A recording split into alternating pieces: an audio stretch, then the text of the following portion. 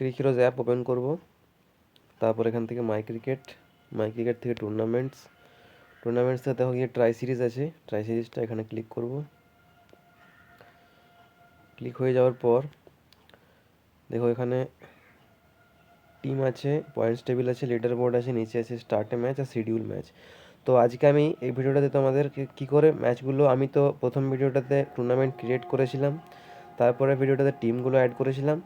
এইবারে আজকের ভিডিওটাতে যে আমি ম্যাচগুলোকে শিডিউল করব, যে কার সাথে কার কবে খেলা সেটা তুমি এখানে আপকামিং অপশানে সেগুলো দেখতে পাবে, ঠিক আছে? তো আপকামিংয়ে এখানে কোনো শিডিউল ম্যাচেস আমি ক্লিক করলাম, ম্যানুয়ালে যাব। যেহেতু লিগ ম্যাচেস প্রত্যেকের সঙ্গে তোমাকে খেলবে, তো লিগে ক্লিক করব, নেক্সট। এবার এখান থেকে সিলেক্ট টিম এ সিলেক্ট করব, এদিকে সিলেক্ট করে নিলাম, ঠিক আছে, ডান। এবারে আবার এখানে ইয়ে করে দেবো, ওয়াইয়ের সাথে খেলা, ডান হয়ে গেল, ঠিক আছে, ব্যাক করে দিলাম, হয়ে গেল। দেখো এখানে সিলেক্ট স্কোয়াডটা, ওটা যখন ম্যাচ স্টার্ট করবো তখন স্কোয়াড সিলেক্ট করবো, ঠিক আছে? এখন শুধুমাত্র আমি শিডিউলটা বানাচ্ছি। 20 ওভারে খেলা, এখানে দেখো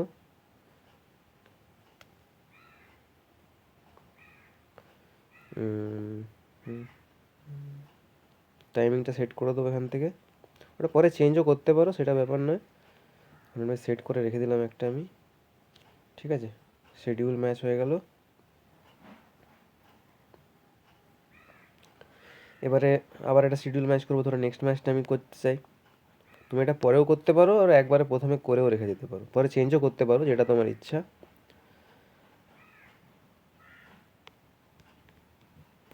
ব্যাক করে দিলাম, সিলেক্ট টিম বি,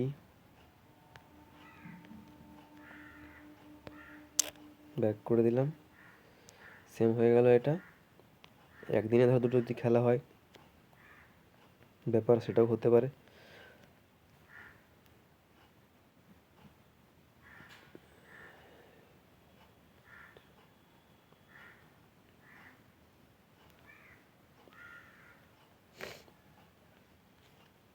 ঠিক আছে, দেখো দুটো ম্যাচ চলে এলো। এবার আরেকটা ম্যাচ করে দিই, লিগ ম্যাচ।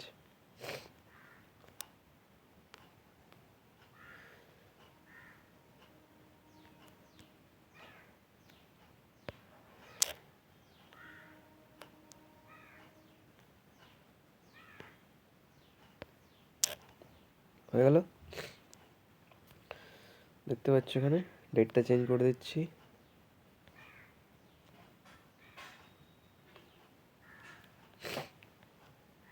হয়ে গেল, দেখো পরপর 3টা ম্যাচ চলে এলো এখানে শিডিউলে, আপকামিং ম্যাচ আছে দেখতে পাবো এবারে কোন কোন কাদের সাথে ম্যাচ আছে। এবার যেহেতু আমি ট্রাই সিরিজ খেলছি, এখান থেকে দেখো 1 2 3টে টিম আছে, তো টপ 2তে যে দুটো টিম থাকবে তারাই ফাইনাল খেলবে। তো যখন এই 3টে ম্যাচ হয়ে যাবে, তারপরে যখন ফাইনাল ম্যাচের জন্য আবার তখন শিডিউল বানাতে হবে, বা তুমি নাও বানাতে পারো। যদি বানাও তাহলে সেম এই আপকামিংয়ে আসতে হবে, আপকামিংয়ে এসে আবার যে দুটো টিম ফাইনাল উঠেছে সেই দুটো টিমকে সিলেক্ট করে, যেমন আমি করলাম সেম, আবার ওটা ফাইনালের জন্য শিডিউল হয়ে যাবে, আর কিছুই না। আর যখন এবারে ধরো স্কোয়াড তোমাকে সিলেক্ট করতে হবে, কী করে স্কোয়াড সিলেক্ট করবো, ধরো যেদিনকে ম্যাচটা আছে এই ম্যাচটাতে তুমি আপকামিং যে ক্লিক করবে, ঠিক আছে। ক্লিক করার পরে দেখো স্কোয়াডে আসবে এখান থেকে, ঠিক। স্কোয়াডে আসার পর এখান থেকে এডিট ডিটেলস যাবে, এডিট ডিটেলসে গেলাম, চলে এলো জিনিসটা, পুরো ব্যানারটা। এখানে সিলেক্ট স্কোয়াডে যাব, ঠিক আছে। সিলেক্ট স্কোয়াডে দেখো একজন প্লেয়ার অ্যাড করা আছে, আমি এখান থেকে আরও 1 2টো অ্যাড করছি।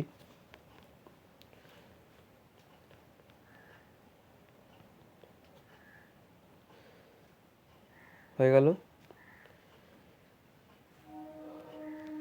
আরও একজন অ্যাড করে দিচ্ছি, হয়ে গেল।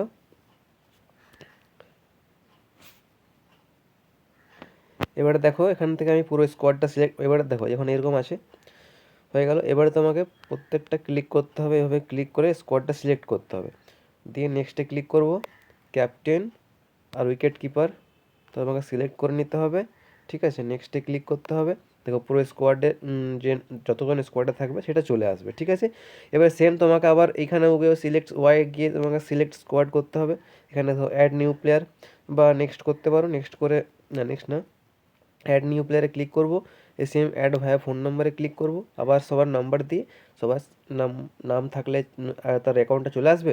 যদি না নাম থাকে তাহলে তার ওপরে একটা করে মানে অপশান থাকবে নামটা লেখার, তুমি তার নাম্বার টাইপ করার পর সেখানে নামটা লিখে তাকে তার ক্রিক হিরোজ অ্যাকাউন্ট বানিয়ে দিতে পারো। ঠিক আছে, তো এইভাবে সিলেক্ট স্কোয়াড হয়ে গেল, শিডিউল বানানো শেখানো হয়ে গেল।